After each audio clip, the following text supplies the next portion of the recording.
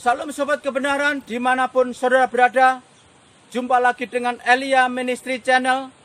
Sekarang saya ada di sisi dam Sungai Pleret, Dusun Gebang, Walikukun, Ngawi. Di tempat inilah ketika kecil saya bermain-main.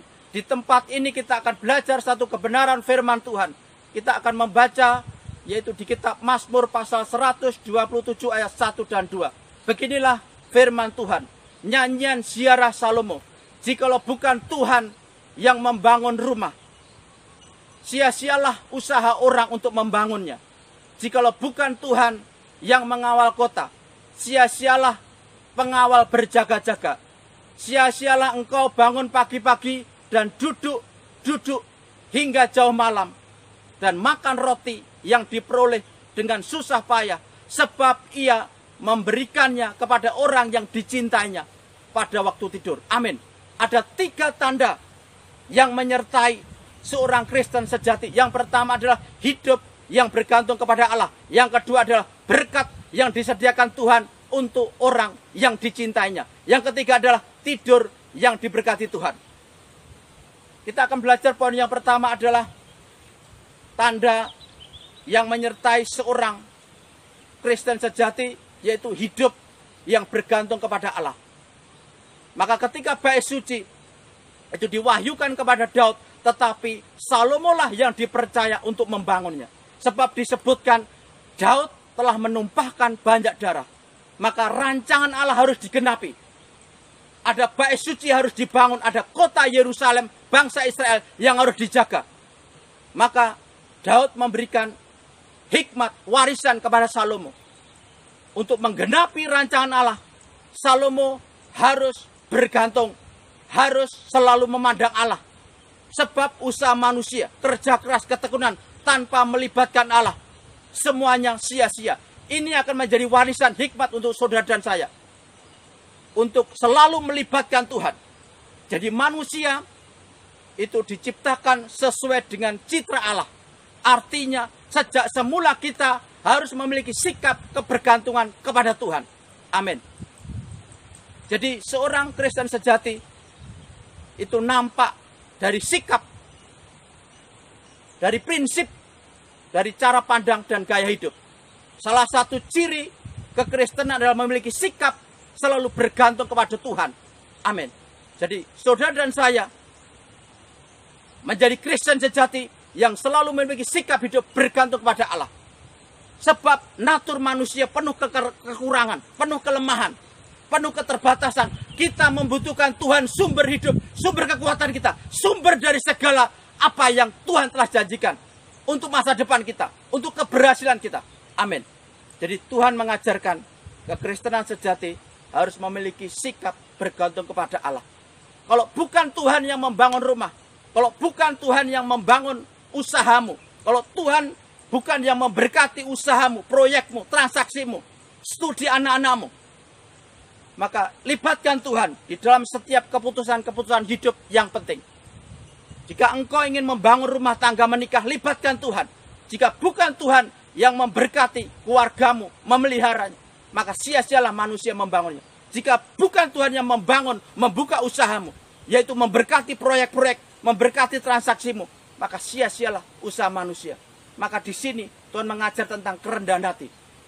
Agar di dalam segala perkara Tuhan Yesus terlibat. Tuhan izinkan, yaitu di dalam hidup kita, kita izinkan Tuhan terlibat untuk mengambil segala keputusan-keputusan penting dalam hidup kita.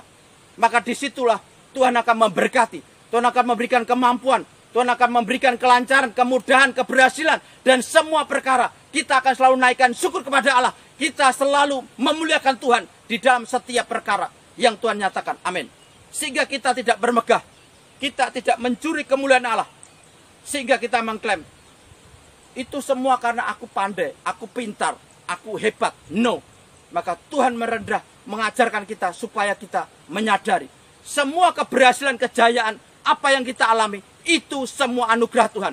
Sehingga kita selalu naikkan syukur. Kita selalu memuliakan Tuhan. Itulah kehendak Tuhan.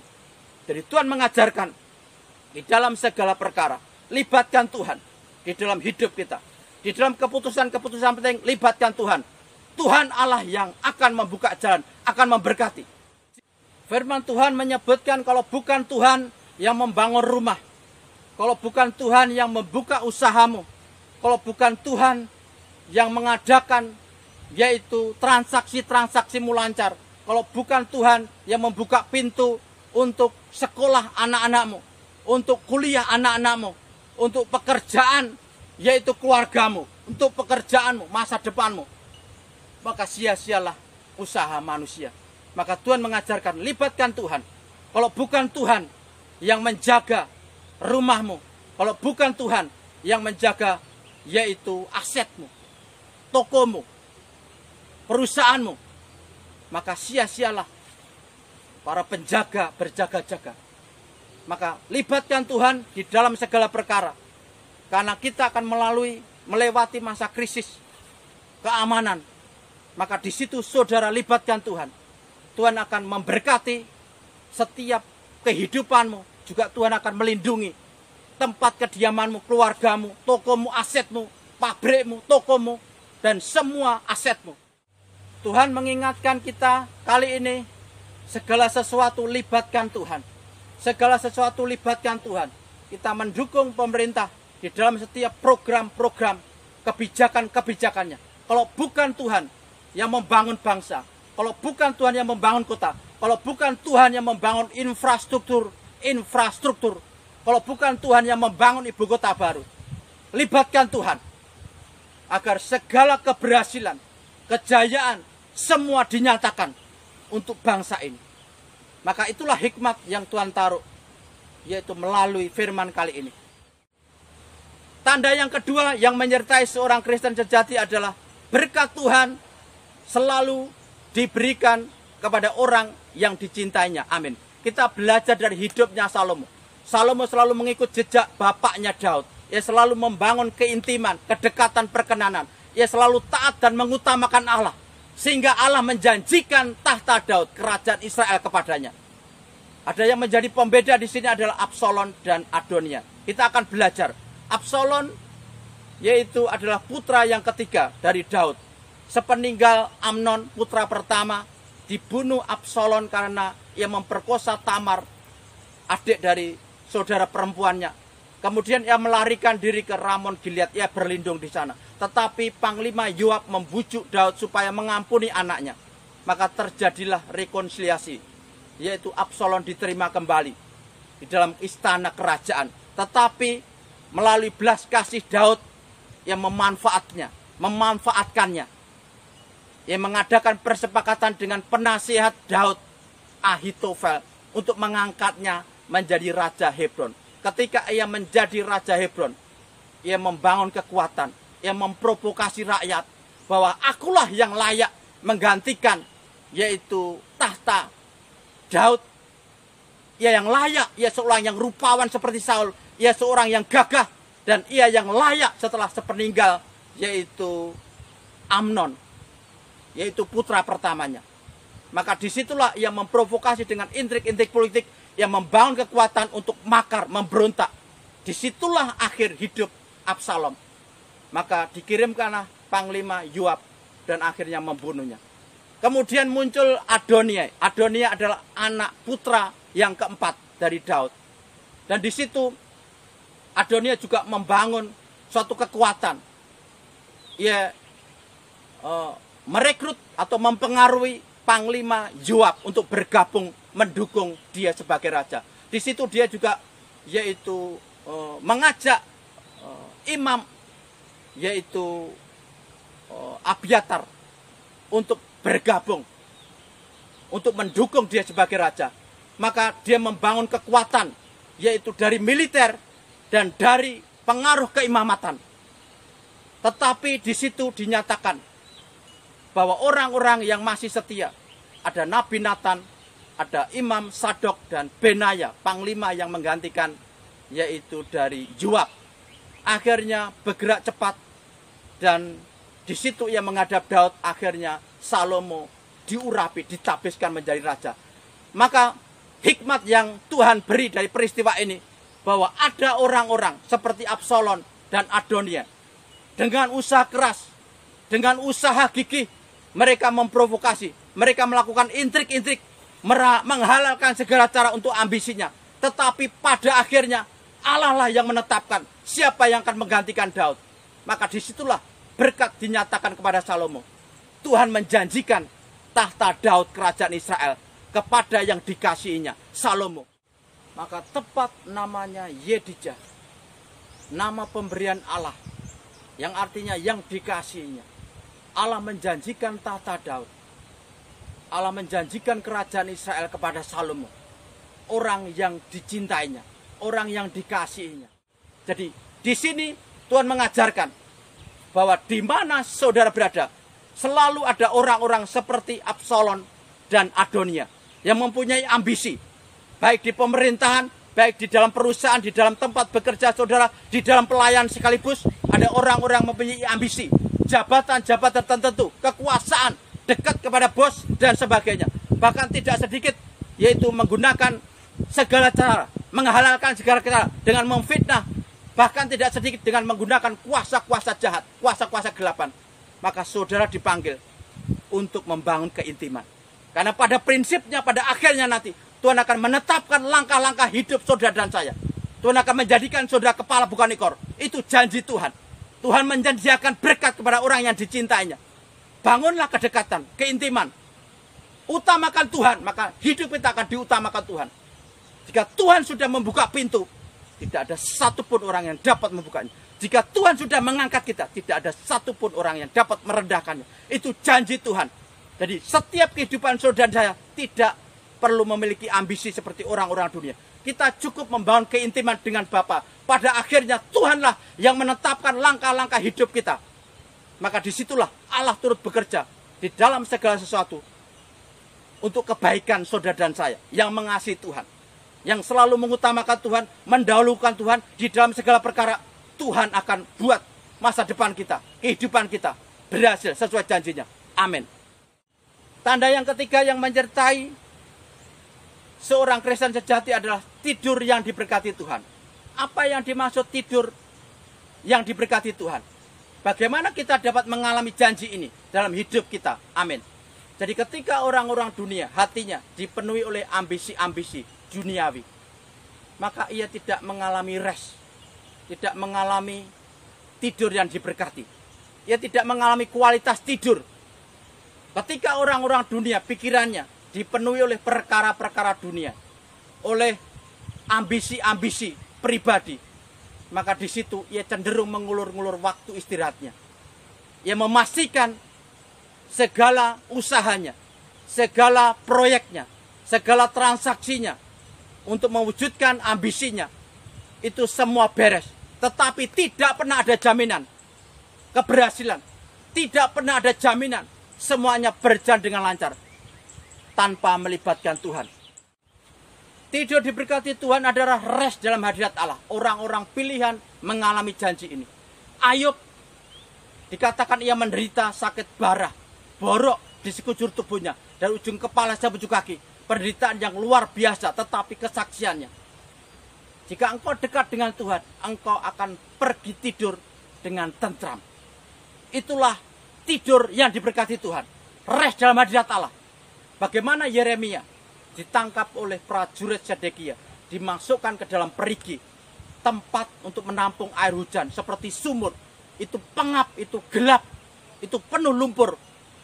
Tetapi kesaksian Yeremia, aku bangun dan melihat-lihat, tidurku menyenangkan. Itulah tidur diberkati, rest dalam hadirat Allah. Bagaimana kita melihat kehidupan Daud ketika ia ada di padang belantara, mengembalakan domba.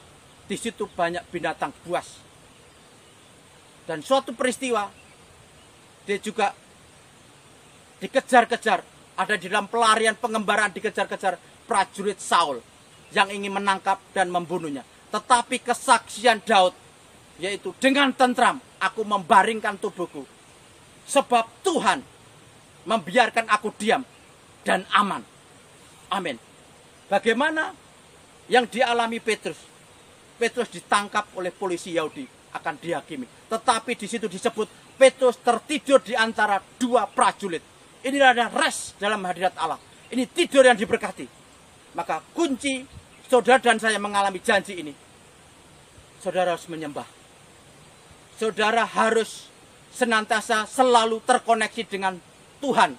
Saudara harus menyembah.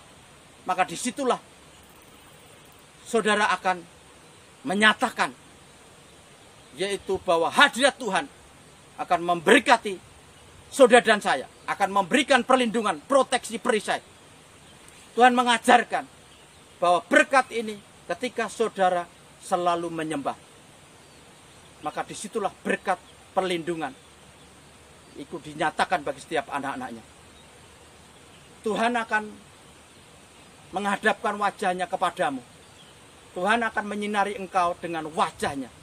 Tuhan akan memberkati dan melindungi. Ketika kita menyembah, Allah memperhatikan penyembah-penyembah yang benar. Allah akan memberkati, Allah akan melindungi. Maka jangan tertidur di dalam dosa. Jangan terlelap di dalam pelanggaran. Selesaikan dosamu. Ketika sabat hati, ada perhentian. Saudara selesaikan perkaramu. Saudara minta pendamaian. Saudara menyembah. Jadi terlelaplah di dalam penyembahan. Tertidur di dalam hadirat Allah. Disitulah Tuhan akan memberikan kualitas tidurmu. Tuhan akan memberkati tidurmu. Engkau akan rest di dalam hadirat Tuhan. Inilah janji untuk saudara dan saya. Ketika orang mengalami sakit penyakit, inilah berkat untuk saudara. Saudara menerima janji, tidur pun diberkati. Saudara akan terlelap di dalam hadirat Allah. Ketika banyak orang dikuasai ketakutan, kecemasan, karena utang piutang, karena debt collector, karena tagihan-tagihan mobil, tagihan rumah, bahkan tagihan-tagihan yaitu iuran yang lainnya. Saudara harus mengalami janji ini. Ketika di tengah-tengah pandemi ini, banyak sekali sampar. Mungkin saudara melihat, yaitu tetangga saudara, mungkin saudara di satu kampung, yaitu di tempat saudara berada, di situ orang terkena sampar pandemi COVID-19. Saudara perlu rest, perlu diberkati tidurnya, saudara perlu memperoleh damai ketenangan. Jadilah seorang Kristen sejati, saudara. Saudara akan mengalami ketiga, yaitu tanda ini, yaitu hidup yang selalu bergantung kepada Allah sebagai sumber kekuatan, sebagai sumber berkat, sumber kehidupan, sumber pengharapan, sumber pelindungan, dan sumber segala-galanya. Maka inilah yang akan menjadi ciri, yaitu bagi kekristenan kita. Di dalam segala perkara, kita mengandalkan Tuhan. Kita selalu bergantung kepada Tuhan. Yang kedua, kita selalu melihat berkat yang disediakan Tuhan untuk orang yang dikasihinya. Bangun suatu pola kedekatan, perkenanan. Selalu taat dan mengutamakan Tuhan, maka hidup kita juga akan diutamakan di hadapan Tuhan. Tuhan akan menetapkan langkah-langkah hidup saudara dan saya. Tuhan akan mengangkat saudara menjadi kepala dan bukan ekor, menjadi seorang tuan, seorang majikan. Diberkati, di mana berada, saudara akan dipromosikan Tuhan. Jangan miliki obsesi, ambisi di luar Tuhan. Biarlah Tuhan yang bekerja untuk menetapkan saudara, untuk menggenapi janjinya. Milikilah hubungan yang baik dengan Tuhan. Disitulah saudara akan dibawa untuk mengalami janji ini. Dan yang ketiga, saudara akan mengalami tidur yang diberkati Tuhan. Rest dalam hadirat Allah. Maka serahkan perkaramu, serahkan persoalanmu, serahkan masalahmu, serahkan sakit penyakitmu, kelemahanmu, ketakutanmu, kekhawatiranmu kepada Tuhan. Biar Tuhan selesaikan semua. Jangan simpan, itu seperti kabut gelap. Serahkan kepada Tuhan, biar Tuhan yang beracara, Tuhan yang mengerjakan. Maka belajarlah mengucap syukur, sembahlah Tuhan. Selalu terkoneksi kepada Allah, selalu menyembah, menyenangkan Tuhan. Disitulah nanti Tuhan akan mengurapi saudara. Tuhan akan memberikan perlindungan, proteksi. Di situ Tuhan akan menyatakan janjinya. Terlelaplah di dalam penyembahan. Tertidur ketika saudara roh jiwa saudara menyembah. Maka ketika saudara menyembah, segala perkara dunia tidak layak kita bawa ke hadirat Allah. Selesaikan itu, saudara menyembah. Jiwa roh ketika menyembah, maka di situ saudara akan rest di hadapan Allah. Saudara akan dipakai Tuhan di alam roh.